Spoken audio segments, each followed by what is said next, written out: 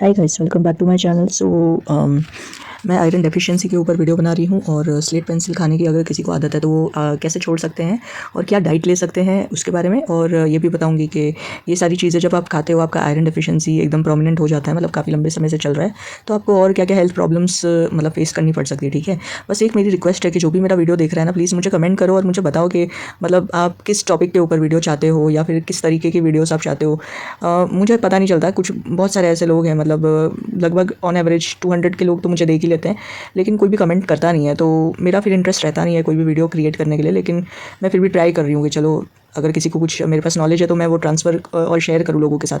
तो हाँ, iron deficiency आपको कैसे है, ये कैसे पता चलेगा? ये तो सिंपल सीबीसी टेस्ट कराओगे ना तो आपको पता चल जाएगा। सीबीसी मात्र मतलब 200-300 रुपये में हो जाता है, वैसे लैब टू लैब डिपेंड करता है, लेकिन इतने में हो जाता है। तो इसमें ना आपका हीमोग्लोबिन लेवल कितना है वो पता चलेगा। ठीक है, और बहुत ज़्यादा अगर लो है आपका हीमोग्लोबिन, सपोज मान लो कि आपका 8 आ रहा है या 7 आ रहा है, 6 आ रहा है, तो मतलब डॉक्टर आपको रिकमेंड करेंगे कि सीरम फेरेटिन लेवल और आयरन बाइंडिंग कैपेसिटी और जो रिजर्व्स होते हैं आयरन रिजर्व्स, उसका टेस्ट कराने बोलेंगे। तो उसमें पता चलेगा कि देखो हमारी बॉडी में ना हर एक टाइप का रिजर्व होता है, कैल्शियम का रिजर्व होता है, प्रोटीन का होता है, फिर ये आयरन का होता है। तो ये इमरजेंसी के टाइम पे काम आता है, अगर सडनली आप बीमार हो या आपका एक्सीडेंट होता है तो उन कंडीशंस में ये आयरन रिजर्व काम करता है। जैसे सेम वैसे ही जैसे हमारी जो हम व्हीकल यूज़ करते हैं, 2 व्हीलर 4 व्हीलर, तो उसमें पेट्रोल का जो साइन होता है ना रिजर्व में, तो सेम वैसे ही रिजर्व होती है हमारे पास आयरन की। ठीक है, तो ये अगर बहुत कम है, रिजर्व भी कम है, तो फिर मतलब आपको आयरन इंट्रावेनस तरीके से चढ़ाई जाएगी, या तो फिर सीधा ही आपको बहुत ज़्यादा लो है तो सीधा आपको ब्लड ही चढ़ाया जाएगा, पर वो डिसीजन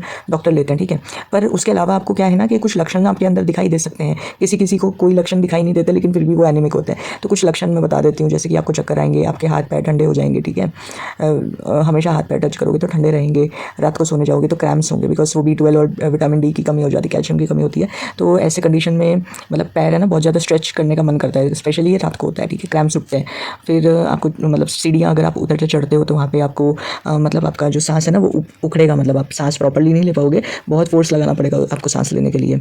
और आपका हेयर फॉल होना, आपको पिंपल्स आना, ठीक है, स्किन आपकी ड्राई होना या स्किन में कुछ ना कुछ इन्फेक्शन होना, रेगुलर आपको कुछ इन्फेक्शन होते जा रहा है बॉडी में, तो ये सारे और हाँ, मूड आपका ख़राब रहेगा, आप कहीं पे फोकस नहीं कर पाओगे। अगर आप पढ़ाई कर रहे हो या नहीं भी पढ़ाई कर रहे हो तो आपका है ना फोकस नहीं रहेगा। तो ये सारे हेल्थ सिम्टम्स आपको मिल सकते हैं अगर आपका आयरन डेफिशिएंसी है तो। ठीक है, फिर ये पता करने के लिए तो फिर टेस्ट कराओगे तो ही पता चलेगा, अदरवाइज ऐसे कोई पता नहीं चलता। तो अच्छा, इसका ट्रीटमेंट कैसे करना है वो बता देती हूँ। देखो, जिसको ये मिट्टी पत्थर खाने की आदत होती है ना, उनको क्यों ये आदत होती है? क्योंकि उनके बॉडी में B12, vitamin C, vitamin D, vitamin A, E, iron, ये सारी चीज़ें कम है, मैग्नीज, जिंक, सारी चीज़ों का उनको मल्टी विटामिन जो होता है ना उसका डेफिशिएंसी है। इसलिए आपकी बॉडी को चाहिए होता है कि वो मिट्टी खाए, ऐसा क्रेविंग होती है उन लोगों को।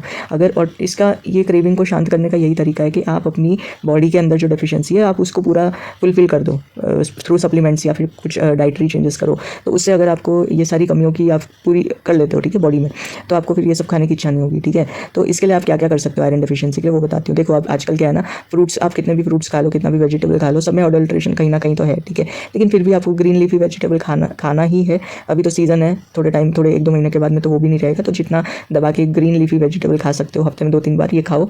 ठीक है, और जब आप ग्रीन लीफी वेजिटेबल खा रहे हो या कुछ भी आयरन वाली वेजिटेबल खा रहे हो ना, तो उसके आसपास आपको कैल्शियम वाली कोई चीज़ नहीं लेनी। दूध, दही, ये सारी चीज़ों से आपको परहेज़ करना है 1 घंटा पहले और 1 घंटा बाद में खाने के। और खाने के पहले या बाद में आपको चाय नहीं पीनी है, कैफीन इंटेक नहीं करना है। और दूसरा, ये एनिमल प्रोडक्ट्स नहीं लेने हैं आपको। एनिमल प्रोडक्ट्स यानी कि ये जो कैल्शियम वाले होते हैं ना, ये दूध वगैरह, ये सब नहीं लेना है, क्योंकि जो कैल्शियम होता है वो आपकी बॉडी में आयरन को एब्जॉर्ब नहीं होने देगा। कैफीन भी सेम काम करता है। ठीक है, तो ये दोनों चीज़ें आपको नहीं खानी है। दूसरा ये कि आप ड्राई फ्रूट्स ले सकते हो खाने में। आप रात भर भिगो दो बादाम, किशमिश, अखरोट, फिर ये फिग्स होते हैं ना, फिग्स को आप भिगो दो, और छुआरे भिगो दो, ये कोई भी ड्राई फ्रूट आप ले सकते हो। तो सारे ड्राई फ्रूट्स में आयरन होता है। ये पिस्ताचियो ले लो, ये सारे जो ड्राई फ्रूट्स होते हैं ना, इनमें आयरन की मात्रा होती है। स्पेशली अगर ये सारी चीज़ें नहीं ले सकते, खाली किशमिश ले लो, बस सिंपल किशमिश भिगो के रात को, और सुबह उसको उठ करके खा लो। खाली पेट खाओगे तो अच्छा रहेगा। थोड़े दिन करके देखो आपको एसिडिटी हो रही है या नहीं हो रही, उसके ऊपर डिसीजन लेना। अगर आपको एसिडिटी की शिकायत नहीं है तो फिर आप खाली पेट कंटिन्यू करो। अगर एसिडिटी हो रही है तो थोड़ा कुछ स्टार्टिंग में कुछ बिस्किट खा लो या कुछ ना कुछ खा लो, उसके बाद में डे टाइम में कभी भी ड्राई फ्रूट्स खा लो। ड्राई फ्रूट्स क्या है ना, बहुत अच्छे अच्छे से एब्जॉर्ब हो जाते हैं, ठीक है। और आयरन भी उसमें अच्छा होता है। अच्छा, आंवला जो है, आंवले का आप मुरब्बा भी बना सकते हो, या फिर आंवला जो पूरा अक्खा आंवला होता है ना पूरा, उसका भी आप कुछ बना सकते हो, लेकिन उसमें चीनी मत डालना। चीनी की बजाय आप उसमें गुड़ डाल के बनाओ, ठीक है। तो आंवला बहुत अच्छा होता है। आंवले को आप स्टीम करके भी खा सकते हो, अगर उसी तरीके से एब्जॉर्ब हो जाता है, क्योंकि आंवले में आयरन भी होता है और विटामिन सी भी होता है, ठीक है। जो नॉन वेजिटेरियन लोग हैं वो तो रेड मीट खा सकते हैं। रेड मीट में बहुत अच्छा आयरन का लेवल होता है, वो खा सकते हैं। चिकन में भी होता है, लेकिन चिकन में बहुत ज़्यादा फैट होता है, उसमें प्रोटीन आपको मिलेगा चिकन में, ठीक है। तो प्रोटीन का इंटेक आप जो वेजिटेरियंस है वो प्रोटीन का इंटेक कैसे करेंगे? वो दाल खाएंगे, पनीर खाएंगे, टोफू खाएंगे, ठीक है। सोया की जो दाल होती है ना वो खाएंगे।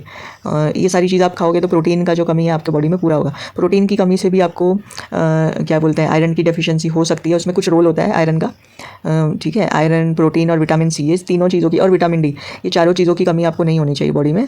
अगर कमी है ये सारी चीज़ों की तो आपको मिट्टी पत्थर खाने की इच्छा होगी, ठीक है।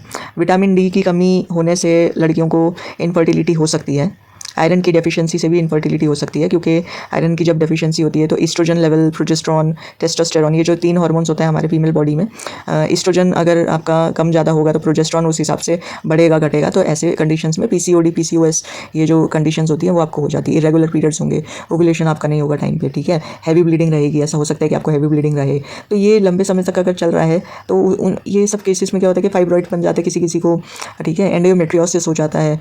एंडोमेट्रियोसिस यानी कि वो जो यूट्रस की जो लाइनिंग होती है वो ठीक होती है ना, तो ऐसे कंडीशन में हैवी ब्लीडिंग होगी, पेन बहुत ज़्यादा होगा। किसी किसी को सिस्ट बन जाते हैं, किसी किसी को फाइब्रॉइड बन जाते हैं।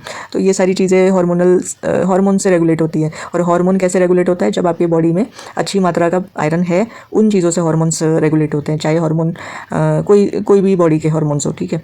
तो आयरन, देखो, आयरन का मेजर जो काम होता है वो होता है आपकी पूरी बॉडी में ऑक्सीजन पहुँचाना, ठीक है।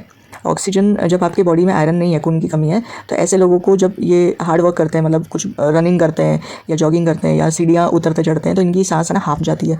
क्यों हाफ जाती है? क्योंकि आयरन की कमी है, तो इनके बॉडी में ब्लड सर्कुलेट नहीं होता अच्छे से, इस वजह से चक्कर आ जाते हैं, ठीक है। चक्कर आना यानी ब्लड सर्कुलेशन आपकी बॉडी में प्रॉपर नहीं हो रहा, तो ऐसे कंडीशन में चक्कर आते हैं, ठीक है। तो देखो, हमारी हर एक जो ऑर्गन है हमारे बॉडी में, चाहे हाथ है, पैर है, घुटने हैं, जॉइंट्स है, ठीक है, हार्ट है, और लीवर है, स्प्लीन है, बोन मैरो है, सारे जो ऑर्गन्स होते हैं ना, सब में ऑक्सीजन चाहिए होता है, सब में ब्लड फ्लो चाहिए होता है। आप देखोगे कि कोई भी एक आपका शरीर का कोई पार्ट है जहाँ पे आपने कुछ कस के बांध रखा है, ठीक है, तो वहाँ पे जब बहुत विदिन 1 मिनट 2 मिनट्स आपको ऐसा लगेगा कि एकदम कुछ जैसे छोटे छोटे कीड़े काटने लग गए हैं आपको। पैर सो जाता है, जैसे आप एक ही पोजीशन पे बैठे रहते हो तो पैर आपका सो जाता है। क्यों सोता है? क्योंकि वहाँ पे ब्लड सर्कुलेट नहीं हो रहा।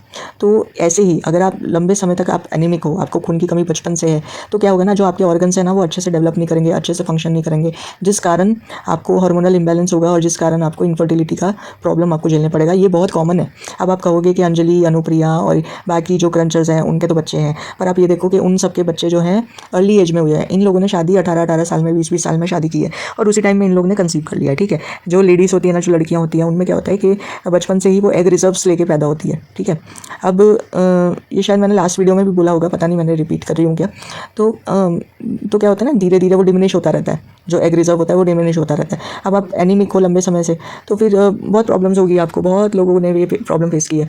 अब आप जल्दी प्रेग्नेंट होते हो तो शायद आपको ये प्रॉब्लम नहीं फेस करनी पड़े, लेट होते हो तो फेस करनी पड़ेगी। अच्छा, जॉइंट्स की भी प्रॉब्लम हो जाती है, बहुत लंबे समय से लोग एनीमिक होते हैं तो क्योंकि उनके जो जॉइंट्स होते हैं उसमें ब्लड अच्छे से सर्कुलेट नहीं करता, ठीक है। अर्थराइटिस हो जाता है। केशवरी जो है, केशवरी को आप अगर जानते हो, क्रंच करती थी, वो अभी नहीं करती है, अभी शायद वो वीडियोस नहीं पोस्ट कर रही है काफ़ी टाइम से। मैंने उससे कॉन्टैक्ट करने का ट्राई किया था व्हाट्सएप पे, लेकिन उसका कोई आंसर नहीं मिला। मुझे लगता है कि उसको कुछ हेल्थ इश्यूज़ हो रखे होंगे मेरे ख्याल से, क्योंकि उसका पीरियड्स भी उसे टाइम पे नहीं आता था, और वो बच्चे के लिए भी ट्राई कर रही थी लास्ट टाइम, और उसका खून की कमी तो उसे बचपन से ही है। अर्थराइटिस की प्रॉब्लम और हार्ट की प्रॉब्लम भी है उसको, उसने खुद ही अपने वीडियो में बताया था, और मैंने भी उसके ऊपर वीडियो बनाई थी पास्ट में 1-2 साल पहले।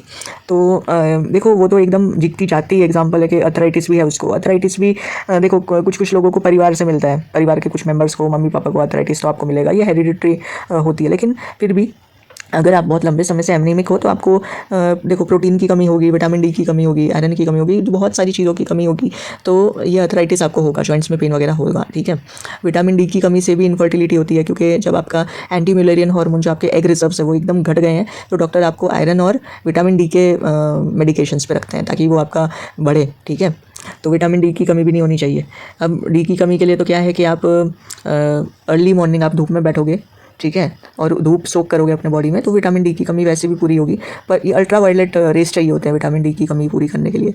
पर सनलाइट से थोड़ा कम ही एब्जॉर्ब होगा, लेकिन अगर आप सप्लीमेंट्स लेते हो डॉक्टर की सलाह से तो 1000 इंटरनेशनल यूनिट, 5000, 4000 ऐसे डिपेंड करता है आपका कितना बॉडी वेट है, उस हिसाब से डॉक्टर जो है आपको मेडिसिन रिकमेंड करते हैं, ठीक है। और कोई भी सप्लीमेंट्स को आपको लंबे समय तक नहीं लेना होता। आपका जो आयरन होता है ना, वो आपकी बॉडी खुद ही रिसाइकिल करती है, लीवर, स्प्लीन और बोन मैरो में खुद ही वो रिसाइकिल करती है। अगर आपका लीवर ख़राब हो गया है गंदी के लिए खाने की वजह से, आपको टाइफॉइड या जॉन्डिस हो गया है, तो क्या होगा कि आपके बॉडी में तेज़ी से हीमोग्लोबिन नीचे गिरेगा, क्योंकि बिलीरुबिन बढ़ा हुआ है। बिलीरुबिन बढ़ा हुआ है यानी कि आपका जो आरबीसी है वो फटाफट ब्रेक डाउन करेगा।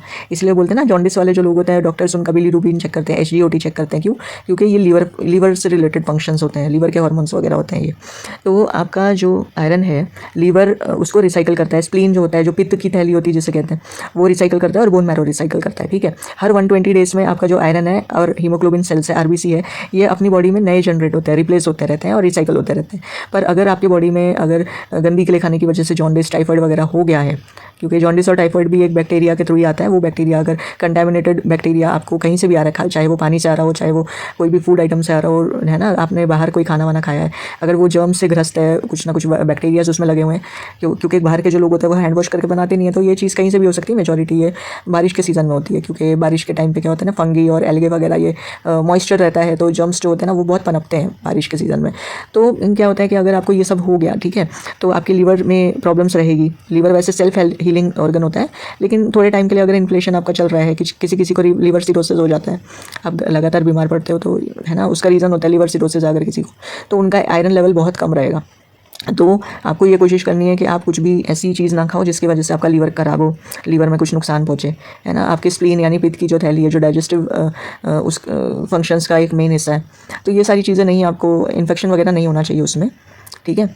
और बस यही है कि आप अगर अपनी बॉडी की कमियों को पूरी कर दोगे, जो आयरन डेफिशिएंसी है, ओमेगा 3 आपको वॉलनट से मिल जाएगा, वॉलनट खाया करो तो ओमेगा 3 की कमी पूरी हो जाएगी, ठीक है।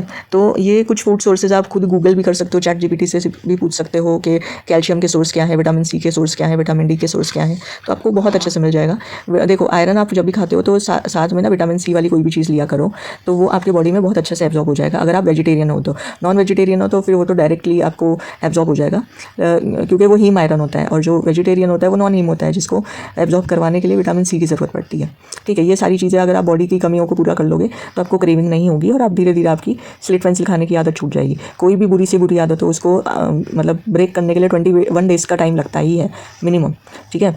तो 21 दिन का टाइम तो लगेगा ही आपको, कोई भी आदत छोड़ोगे तो। बस ये करना है कि जब आपने ठान लिया कि आपको नहीं ये चीज़ खानी है, तो आप उस चीज़ को बाहर फेंक दो, करके बाहर फेंको।